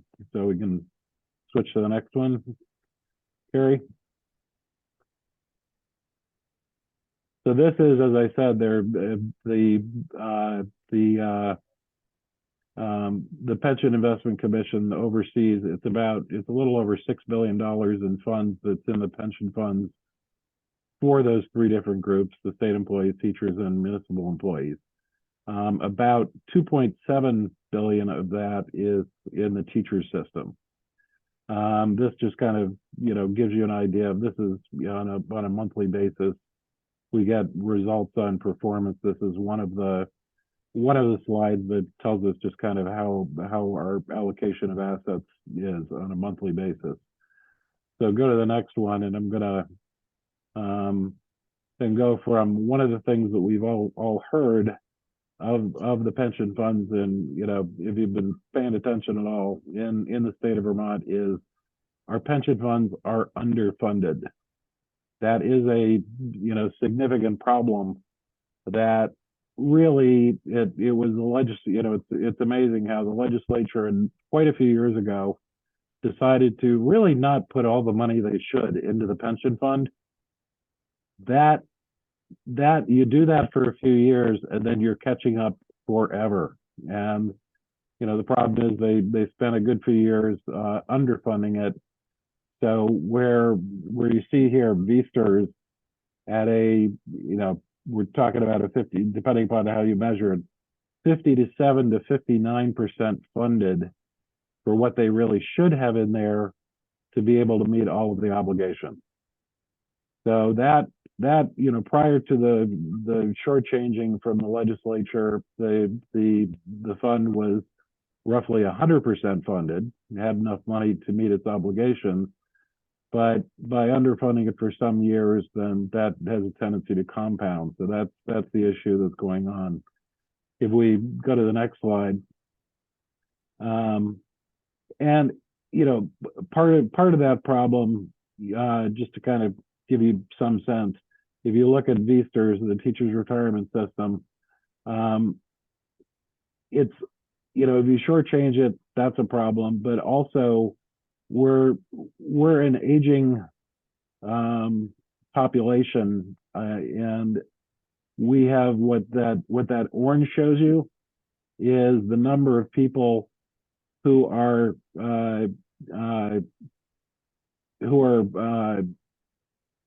let's see, sorry, it shows you the active and the retired membership. And basically, VSTRs used to have with the blue is the people who are working, and the orange is the people who are taking pensions. And you used to have more people working than you have people taking pensions. Nowadays, you're roughly equal, the number of people who are taking pension benefits versus the number of people who are working. that tends to put a lot of pressure on the funds as well. So we switch to the next slide. And so what that means, and this is of interest, what that means is if you look at VSTRS, it's been underfunded for quite a while. If you look when it takes that big tick upwards, the under basically federal laws and pension laws and all, if you're underfunded, you have to come up with a plan to fund yourself within X number of years to get back up to 100%. That big spike upwards is, we have to set a plan to be fully funded by 2038. And so that big spike up, what that tells you is we have to put a lot more money into these pension plans than we have in the past in order to ensure that we get to a point where they can meet all their obligations. Now, from our perspective as local school board members, you have to recognize that a lot of this obligation is, every year the state has to put a big chunk of money into the pension plan. The state used to put all of the money into the pension plans, but you may have noticed in recent years that all of our school boards are starting to pick up somewhat more and more of that obligation. So this growing obligation and this need for funds, it has, over the past about 5 years, it went from school districts paying in, next to nothing because it was a program that the state set up and it's their responsibility. On a consistent basis, they have been adding a responsibility to meet part of that funding to local school districts. This is another reason why our school budgets get a little bit more expensive, as they push a little bit more on it. To switch to the next slide, Carrie. So now, one thing that the legislature's done in recent times, they did actually recognize how bad things were. And they did in I think 2022, they put extra funds in for 1 year because things were so disastrous. But as you'll see here, we have a long ways to go before we get back to the point where the pension funds are adequately funded. It's been improving with the teachers fund, which is the blue line. It's been improving. I can say from the standpoint of, the Pension Investment Commission, its job is just to try to at a adequate level of risk to provide a return, the best return possible to the pension fund investment to help it be able to meet its obligation. My judgment after 3 years on it is the Pension Investment Commission is actually doing pretty well. But we continue to have, this is going to continue to be a pressure on the state budget and on our local school budgets to meet the obligations to our teachers in retirement. So that's the basic spiel. One other thing I just thought worth mentioning, because it's been a very hot topic. We just talked about legislation. A hot topic with the Pension Investment Commission in recent years has been, and some people will have heard of it. It's in the DEI territory of we've had people pushing us very hard to divest of everything that is related to oil and gas. And you can understand that, okay, the environmental, one thing I can assure you is VPIC is one of the most green thinking pension funds or pension systems in the country. The whole, what our conclusion, and we have a brand new report that came out from highly respected professionals, looking at it. What the Pension Commission does is we actually own very little in the way of oil and gas, but where we do own it, we have positions. Most of that is through, we do things like, we do equity indexes. And if you own the S&P 500, you own some oil and gas. Not a whole lot of it, but you own some. And where we have those positions, what You know, one of those three people, Katie, does a phenomenal job in being a part of organizations that really work to force some of those people who are in those businesses to try to support a greener future. So we've had you know, we're this year once again I think we've gotten to the point where the folks who just want us to sell everything oil and gas, which would have totally upset the way funds are managed within the portfolio. And we felt pretty confident that it would very negatively impact returns, which is going to cost us all more money. And it would not have a positive impact, as much of a positive impact as we do now by advocating for people to be greener. I think we're at the point right now where we're pretty close to making folks comfortable that we're doing the right thing in terms of the environment. And it's not just environment; it's also governance and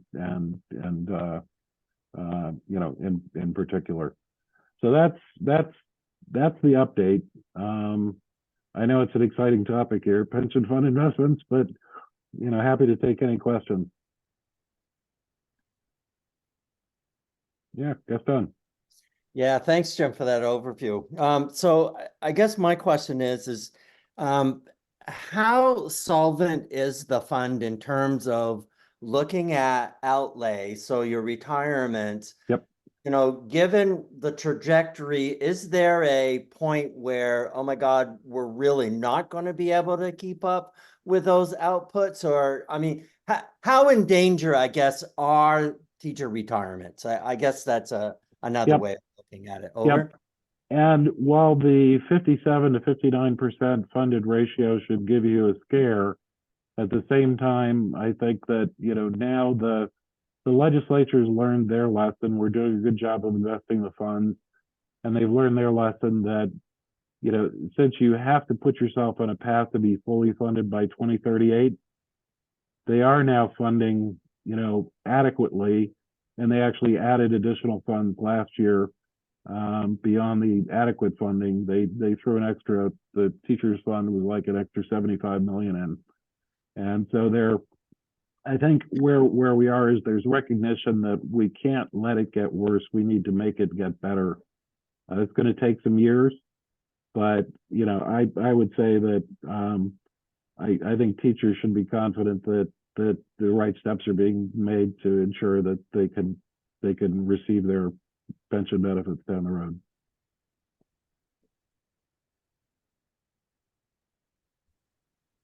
Okay, thanks everybody. Sorry, Jim, just Thank you. one last Yeah. question. Yeah. Can you just comment on the reasonableness of the expected rate of return that the valuation is relying upon? I think you've commented on that in the past. Yeah, it's, you know, and we've just gone through a study. We hired the Pension Investment Commission. We use the pension fund actuaries that are you know, hired by the pension funds, but we hired our own actuaries, plus we have an investment management, you know, firm after RVK that helps us you know, look at opportunities and all. We have three different sources for getting, you know, what are the reasonable numbers, and we're in the midst of discussing, and we think we're going to stick with, right now we have a position at a 7% expected return. That's what our return goal should be. Mm-hmm.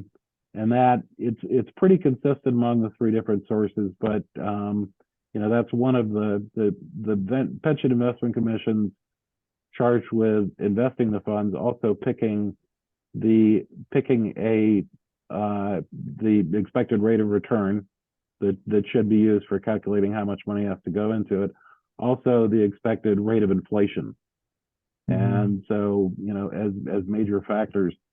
And we've come up with the 7%. I think it's a reasonably conservative. It fits with other states. There are people out there that still have like 8 and 8.5%, you know, return levels, and that's absurd.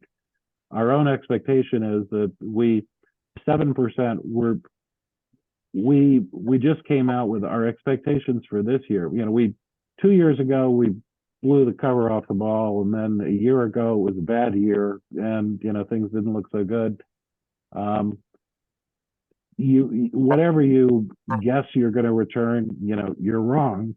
So what we've our expectation for this year is based upon market conditions, we'll probably slightly underperform that 7%, but not by very much.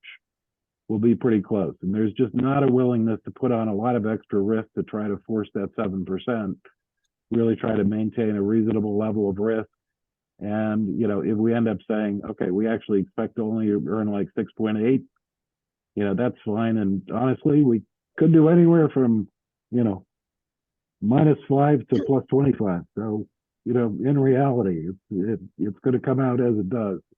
But I think it's, I am really impressed by this organization and the work they do.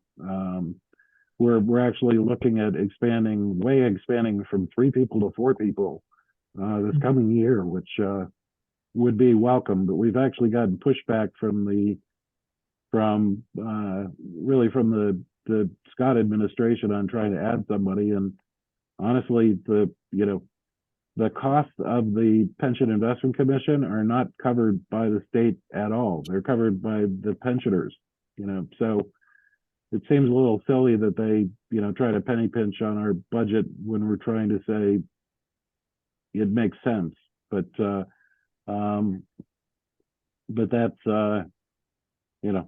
that's the way it rolls. So we'll be up to the norm. Just to kind of give you the norm out there that we understand is typically an investment organization has about 1 person for every $1 billion of investments. So we have 3 people and $6 billion right now. So we're a little understaffed. Thank you. Sure. Right. Well, thank you, Jim. Sure. Thanks, Sarah. All right. So next up is communications with regions. Sue? Yes, I'm going to make this really quick so we can try to get a little bit back on schedule. VSBA staff are going to be preparing sample messages for later in March and in April. The mid-March to early April message is focusing on supporting districts' efforts to get budgets passed and/or thanking the district and town clerks for their work during the elections. And then later in April, the message will focus on encouraging school board members in your region to participate in a demographic survey that VSBA is going to be sending out. In order to serve our members' needs, we're asking some questions to get to know them better with this demographic survey. So we're going to ask for your help encouraging people to participate in that survey by having you email your regions. So you'll be getting emails about that. And if there's anything that we want you to push out to your regions regarding reacting to the adequacy funding scheme that I talked about a little bit earlier, we'll certainly let you know about that as well. So I think we can move on to the strategic plan monitoring report, Tara, if that's okay. Works for me. Works for me. Okay, great. So we'll start out with Kara. We're all going to highlight something. Great. I am going to highlight KR 4.1.2, collaborate with stakeholders.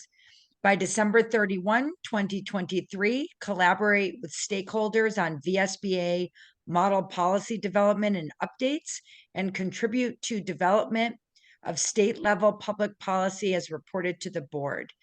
Sandra continues to serve on the Advisory Committee on Wellness and Comprehensive Health, the Advisory Council on Literacy, and the Pre-K Implementation Committee. VSBA staff have worked with the Agency of Education and other stakeholders to develop required model policies related to school safety that align with guidance from the Agency of Education and others in the school safety arena. We are also working with the Agency of Education on the implementation of district quality standards, including developing a self-assessment tool that school boards can use or will likely be required to use to assess whether they're meeting the governance standards laid out in the district quality standards. And then where appropriate, we are also monitoring proposed legislation for required model policy development and ensuring that bill language aligns with roles and responsibilities. Debbie. Thanks, Kara. So I have the pleasure of reporting out on KR 2.1.5 whole board development. And that KR reads, by December 31st of 2025, annually facilitates at least 60 sessions of 1 hour or more of whole board development with staff and consultants with an overall satisfaction rating of 4.5 on a 5-point scale. So in January of this year, we launched a new program called the Policy Governance Maintenance Program. And we invited all 11 boards and their superintendents who are currently using policy governance as their governance system. The program was designed to be at an advanced level for our PG boards who have been using policy governance for at least several years and who really want an opportunity to retool, kind of refresh, reboot. And so in response to our invitation to this program, 5 supervisory union supervisory district boards said yes. And that means we have 25 participants, which are, again, the whole board is part of it, as well as their superintendent. The program it will last for 6 months. We finished phase 1, which was a fairly intensive 1/2 day in-person training that we held back on January 27th in Montpelier. The post-training survey, which I need to report out because that's part of our KR, the survey showed there was a 4.7 satisfaction rating with lots of positive feedback from participants. We are now into phase 2 of the program, which is a series of 5 monthly virtual 1-hour drop-in sessions with the same cohort, and that will wrap up in June. And the purpose of this phase is really to dig a bit deeper into specific topics related to policy governance as requested by the members of this cohort to help reinforce their learning, maybe practice some scenarios, and exchange ideas and suggestions with one another. And I do want to point out before I hand it over to Carrie that 2 of our wonderful VSBA board members are part of that cohort, Jim Salzgiver and Tara Aronson are in that group. And so I've really enjoyed getting to know them these last couple of months. So I'll hand it over to my colleague, Carrie. Wonderful. I get to speak with you about KR 1.1.5, Collective Bargaining Database. By December 31st, 2025, create a baseline rate for membership use of the Collective Bargaining Database in FY24 and increase the rate by 15%. As part of this, we will be hosting a negotiation summit mission, which this is the mission of the negotiation summit. What can the VSB do to help school boards win negotiations? What can we change the contract database to make it more useful? I'm sorry, how can we change the database to make it more useful? And the end result of this summit will be a negotiations committee toolkit or a negotiations team toolkit to be on our website. This summit, who should attend it? We're going to invite 3 business managers, 3 superintendents, and 3 board members with experience on their negotiations committee. Maybe we have some members of the VSBA board that might be one of those 3 to be included in the summit. If you are interested in helping with this, please let us know. Let Sue know or I. We haven't set the date of the meetings yet, but we expect there'll probably be about 3 meetings to put this all in a nice little package. And what we're going to use from that is to update our database or to look at it in a different way. Thank you, Sue? Carrie. I'll go on to the next one. KR 3.2.2 legislative. By December 31, 2025, the VSBA is consistently called upon by the legislature to testify on matters impacting public education as monitored by a legislative testimony tracking tool. So just wanted to report on this one that VSBA is continuing to receive a record number of requests for testimony in the second month of the 2024 legislative session. We've testified on the following in the second month and into March. School district budget pressures, concerns from school boards about the cost drivers of increased education spending, strategies for containing costs in fiscal year 2025 and beyond, how to set the yield this year, changes to education spending to make it more efficient and effective, the need for strong state leadership for public education, possible changes to the process for statewide negotiations for public school employees' health benefits, S204, which is literacy, S284, electronic devices, social media, digital and online products in schools, S55, open meeting law, S203, appointment process for the State Board of Education, S171, displacement of students following a natural disaster, and S187, student application of sunscreen. Kara and Sandra both helped by providing testimony during the past month when I was double booked or busy preparing other testimony. So I wanted to thank both of them and let the board know that they both did an excellent job delivering testimony to the legislature. And I will hand it over to Sandra. Thanks, Sue. With regard to KR 2.2.4 and KR 2.2.5, that's superintendent search and superintendent evaluation, we have one of each underway currently. And then with regard to KR 3.3.2, that reads educational equity resources by December 31st, 2025, provide resources, materials, and consultancy to support board members in their ability to understand disparities and in their ability to monitor student progress and system improvements.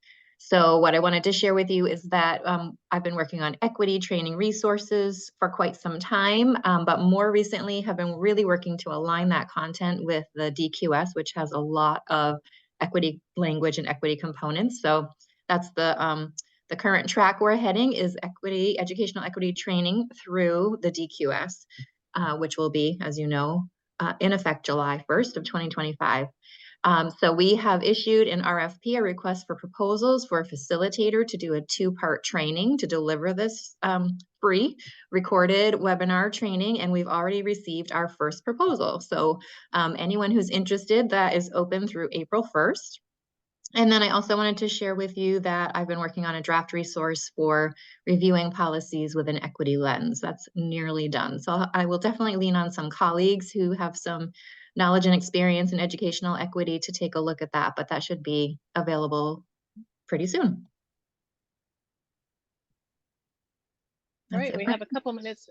Any questions for these guys? Or thank you for all that you guys have done. I know it's been a crazy session so far.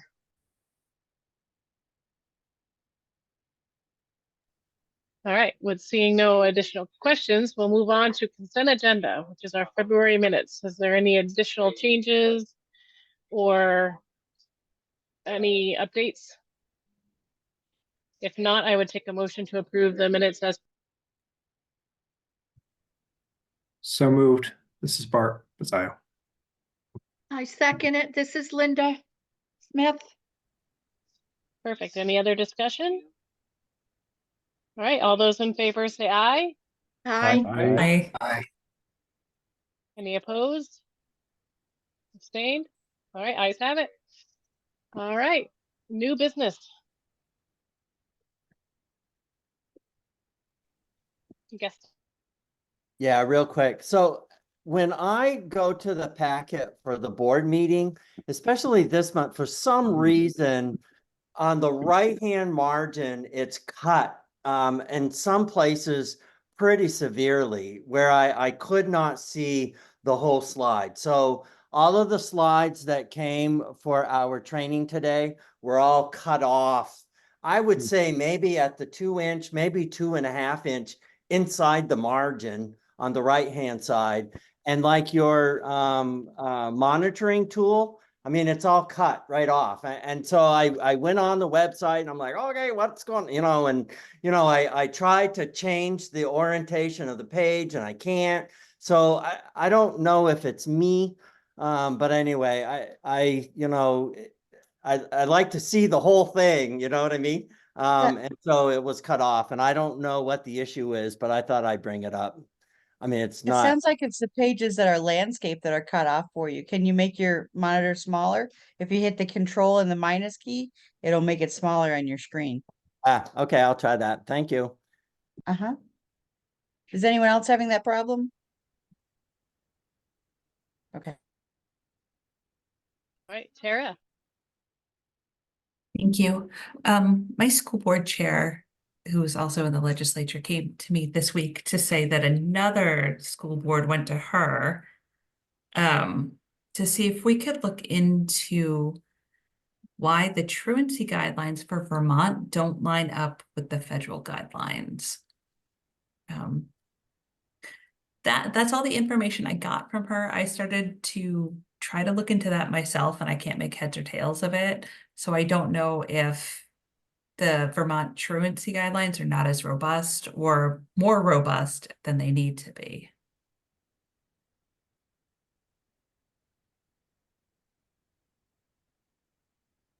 So Tara, another school board went to Edie to ask her, to ask you, to ask us to look into it. You want to play telephone? Yes. Yes. Okay. It seems like that's something that the legislature should be looking into. I don't know if my concern is just with how busy the VSBA staff is with all of the legislative work that we are doing. I don't know if it's the will of the board for us to spend time on this particular question right now. Yeah, I understand that, and I can't give you any more context than what I've already provided, so I'm not sure how, when, or why it came up. But I can certainly share this back. Thank you. Yeah, I'm happy to talk to Edie as well. And if any board members have any further, comments or direction for us, I'm happy to please speak up.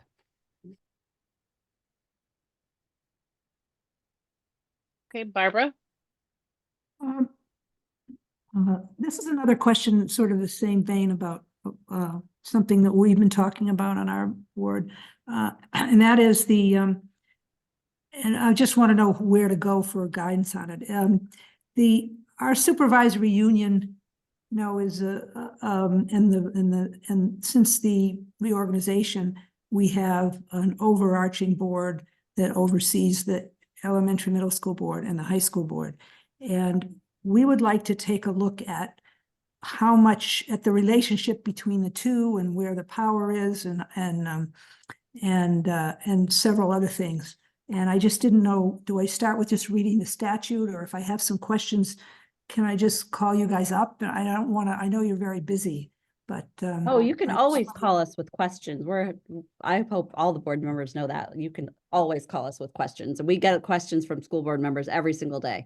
I'm just not sure where it's going. I'm trying to figure out, how to proceed in terms of what to look at. And maybe we'll end up wanting to have a resolution or something, although the reorganization and this consolidation, this last one, is very sort of area specific and district specific. So I don't know how an overall resolution would really work. And from the School Boards Association, it would be more just trying to get something changed. We'd have to figure out how, if we wanted something changed, how it would be changed. Right. So Barbara, I know that there are consultants that do that kind of work. Okay.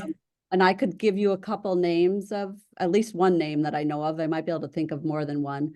Donna Russo Savage, who used to work. Oh, sure, I know Agency of Donna. Education.